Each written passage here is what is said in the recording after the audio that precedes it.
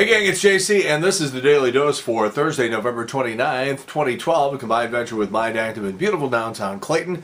Great television archives up top, and JC's Eye Candy below, and in the corner, the results of our rock and roll poll from last week. And by the way, I'm sorry, I'll get to this in a minute, as to why we didn't update the Dose on Monday. It's a long story. Anyhow, do you have at least one person in your neighborhood who goes completely over the top each year with outdoor Christmas decorations? And 51% of you said no, 41% said yes, and another 8% said yep, and it's me. Now I got a guy on the street who's got one of those multimedia things that's hooked up to a radio signal. You sit in your car and you tune to like 107.1 or something, an unused radio frequency, and the lights, you know, sort of blast away according to the beat of the music, and it's very nice. Also can't get into my subdivision, so it's just one of those things. It's the holidays, and it's a little bit of everything, isn't it? All right, when is it appropriate, by the way, to turn on your Christmas outdoor decorations? A, Thanksgiving night. B, December 1st. C, a couple of weeks before Christmas. Or D, when I hear the voice of the baby Jesus in my head tell me it's time. Please answer down in the corner. We'll have results for you on Monday. We update the Dose on Mondays and Thursdays most of the time. We're also on Facebook, on the Showgram with JC Corcoran, and also you can email me and all sorts of stuff like that. So if you didn't win the Powerball thing last night, maybe you'll look and go, I didn't win. You realize that last year is $800 million in unclaimed lottery prizes from all over the country? People who don't look at their tickets closely enough when they realize, oh, I didn't win the big Powerball thing. They don't even bother to check to see whether or not they had any of the other winning numbers. $800 million, which I guess just goes back into the government's coffers at that point. So look at those tickets. I told you this before, I'll say it again. I knew from just observing Hope Solo from your St. Louis Athletica and the American Women's Olympic Soccer Team, I knew something was wrong there. I couldn't put my finger on it, but I knew she wasn't normal. And then, of course, you hear this story about she's going to marry some guy who beats the hell out of her. So now, the boyfriend or husband, whatever it turns out to be, was arrested again, this time for a probation violation. She says everything's fine, which is pretty much her standard answer. Are some players in the NFL using Viagra to try to get some sort of competitive edge? Brandon Marshall of the Chicago Bears says yes. And speaking of that, we'll come up with the Hall of Fame here in just a couple of seconds. Let's talk toys. According to toy industry experts, one of the biggest toys this holiday season, again, is the Furby. You know, this thing was back in the 90s. I remember my younger daughters had these Furbies. They're sort of creepy. They started $54. Apparently, they're already sold out at Walmart and almost gone from Amazon. So here we go again. According to a new survey, the average person wakes up at 6:49 a.m. 6:49 a.m. and doesn't want to talk to anybody for about the first hour and 15 minutes they're awake. 43% of people avoid talking to their partner in the morning. 1 in 3 try to avoid coworkers, and 1 in 5 don't even want to talk to their kids. You know, I know for all those years I did morning radio that people were not in a good mood, and that somehow whatever it was that I was doing was making them feel better, and it's all starting to make sense now. If you wonder how completely out of control people are in this country, take this into consideration. The Secret Service handles about 30 death threats against President Obama a day. That's 30 a day. That's about 40,000 since he was first elected. Here are 15 things men don't know about their wives. I won't do all 15. You know, you're married to somebody, you live with them, you think you know them, you go around telling people that you know them, and then it turns out you don't know much. For example, 12% of the guys don't know her birthday. 20% don't know if she has allergies. Another 20% don't know her underwear size, don't know her favorite perfume. That's 34%. 39% of the guys don't know their wife's bra size. 54% of the guys said, I don't know what her favorite song is, and I don't understand this because it came in #1, and I don't get this. 54% of men don't know their wife's cell phone number. Well, how the hell do you call her then? Unless it's just in your memory thing, and you push the button, but you don't know exactly what the number is. It's 1985 all over again. It's Saturday Night Live. Their big Christmas show on December 15th is going to feature Martin Short as the host, with Paul McCartney as the musical guest. The Rolling Stones are in the New York area that week, by the way, doing concerts in New Jersey, so don't completely rule out the possibility of some sort of cameo. All right, let's talk about Hall of Fame nominees for Major League Baseball: Sosa, Clemens, and Bonds. Well, and people say, well, what do you think? Do any of those guys belong in? Here's my answer. I don't know. I don't know. You know why? Because I think that our feelings about the steroid era are still evolving. I don't think we still know exactly what to think about this whole thing. Now, I will tell you that my position, for example, on Mark McGwire has softened from where it was maybe 5 years ago, because over the course of the last 5 years now, we find out that almost everybody in the league back then was doing some sort of human growth hormone or steroids or something like that. So you can't necessarily pick on one guy. Now, in McGwire's case, he's just stupid because he was off the hook by admitting that he did the steroids, but then, of course, he says, yeah, but it didn't help me hit the home runs. It's like, yeah, right, and Pamela Anderson's tits didn't help her become a movie star. Come on. So, I don't know that there's a consensus yet. We're just going to have to wait, and these guys are just going to have to wait. Now, you could make the argument that Bonds and Clemens had Hall of Fame credentials before they got all juiced. Not the case in terms of Sammy Sosa. My guess is Bonds and Clemens eventually, Sosa probably not. And I think that would probably be just, but let's see. Like I said, our feelings, I think, are still evolving. Oh, by the way, I went to the doctor again. That's why I wasn't here on Monday, updating the dose. It's now been a little over 2 months. I'm on the 8th week of whatever this cold or virus or sinus infection is, whatever the case may be. I finally went to the doctor again. This is the 3rd time I've been to the doctor. I finally told her, I said, look, just calculate what will kill me in terms of prescription. Calculate what will kill me and then back it off about that much. Old Dennis Miller line when he was funny. Let's talk movies. We're getting closer and closer. I'm a member of the St. Louis Film Critics Association. We're getting closer and closer to voting on all this stuff in a couple of weeks. I'm very, very lucky because they send you the DVDs of all these movies. Perks of Being a Wallflower, very good independent movie. Got a copy of The Dark Knight right there. A lot of these movies, by the way, are not available to the public yet, as is the case with Cloud Atlas. Got the DVD of that, which is interesting because I haven't seen that yet.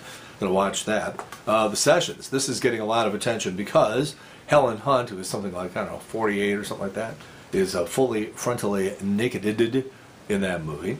Moonrise Kingdom. Very, very entertaining little independent film. Really enjoyed that.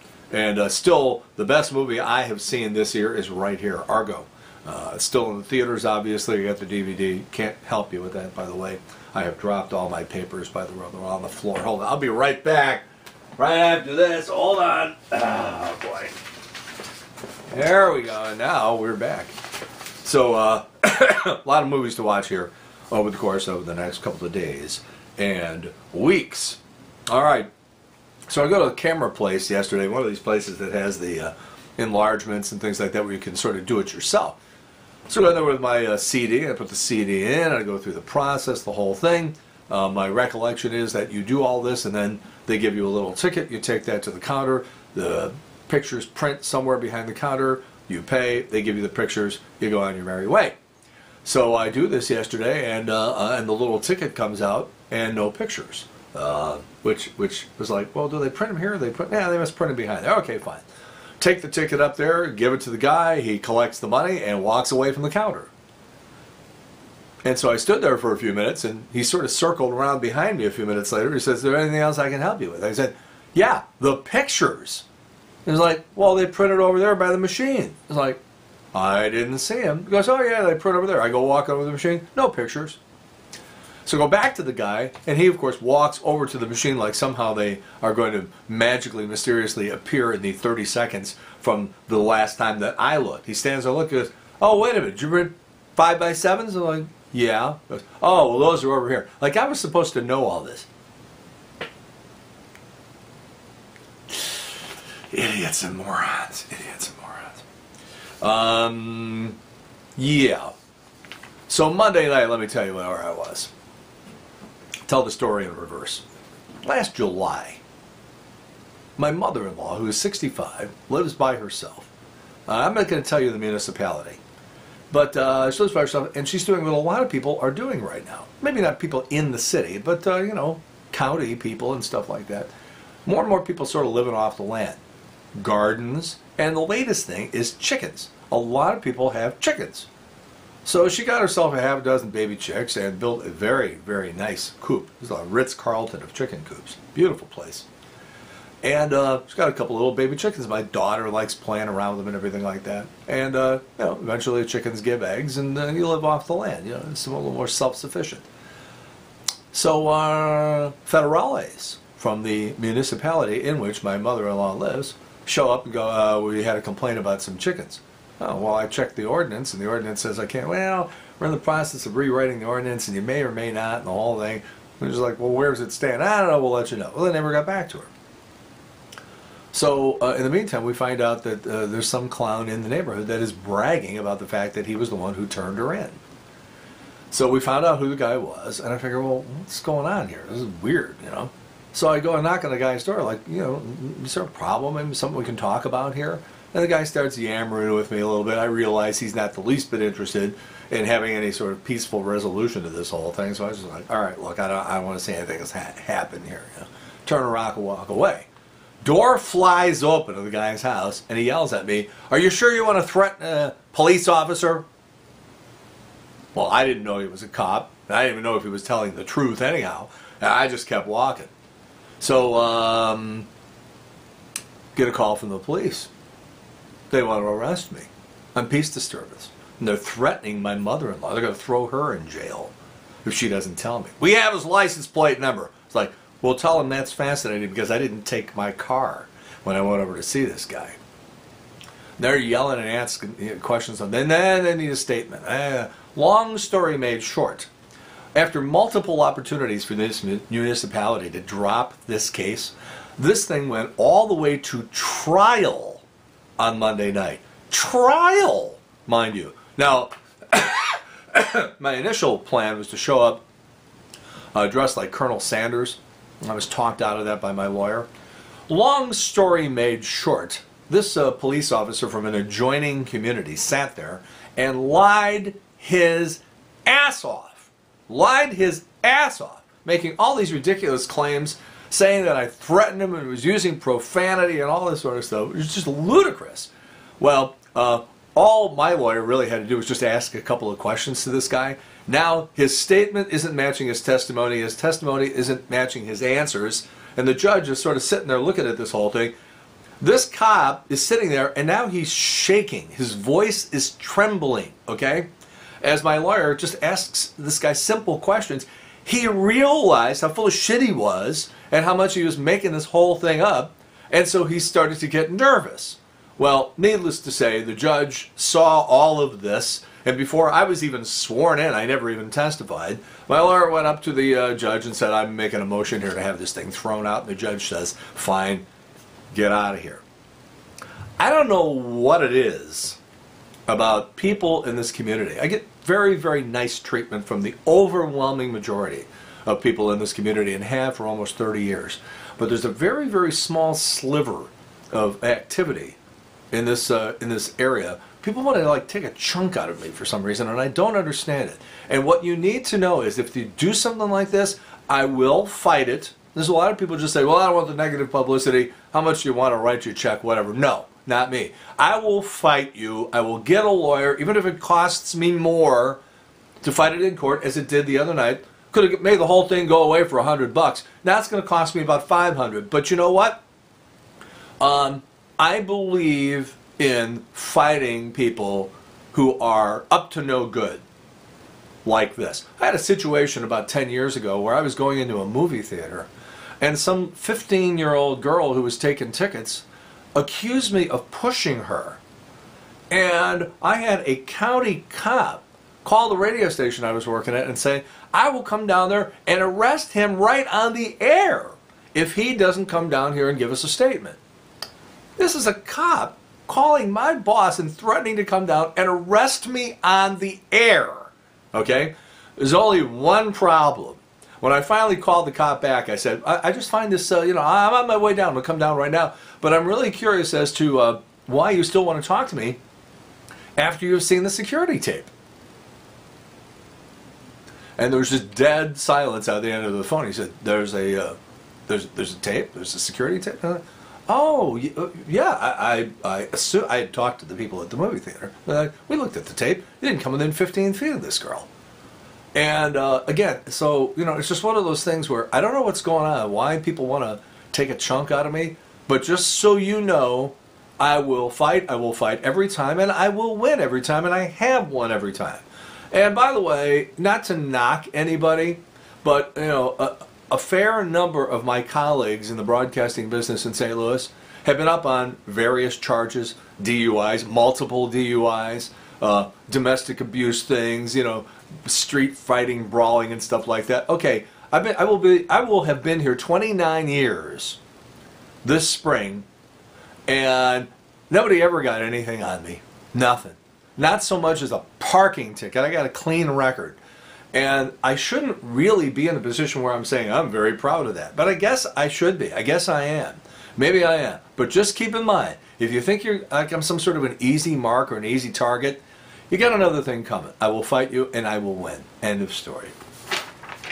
That's how I spent my Monday night. And now I'm out like $500. But you know what? I'll fight it every time. Every goddamn time. If you're like me, you missed the old great artwork that used to be on album covers. God, I used to, you go and buy the album, and not only were you very excited and filled with anticipation about what the music was going to be like, but also the liner notes and the artwork, and I just sort of miss that stuff. And yeah, you get a little smaller version on a CD, but even that's going away as we go all digital. Well, by the same token, a lot of people made albums and did not know what they were doing when they put together their album art, and we have collected 30 of what I consider to be the most odd, misguided, or just plain creepy album covers of all time. And that's JC's Eye Candy. It's right below what you're looking at right now. Okay, again, what's the appropriate time to turn on your outdoor Christmas decorations? Please answer down in the corner. We'll have results for you on Monday. I got movies to watch. Have a good weekend, everybody. Happy birthday, Whitney Corcoran, who turns 17 tomorrow, Friday. And we'll be back here, as I said, always on Facebook, the Showgram with JC Corcoran, and we update the dose on Mondays and Thursdays. That is it, JC's Daily Dose for Thursday, November 29th, 2012. A combined venture with Mind Active in beautiful downtown Clayton. And in the meantime, we've beaten this one to death. Have a good one. See you later. Bye.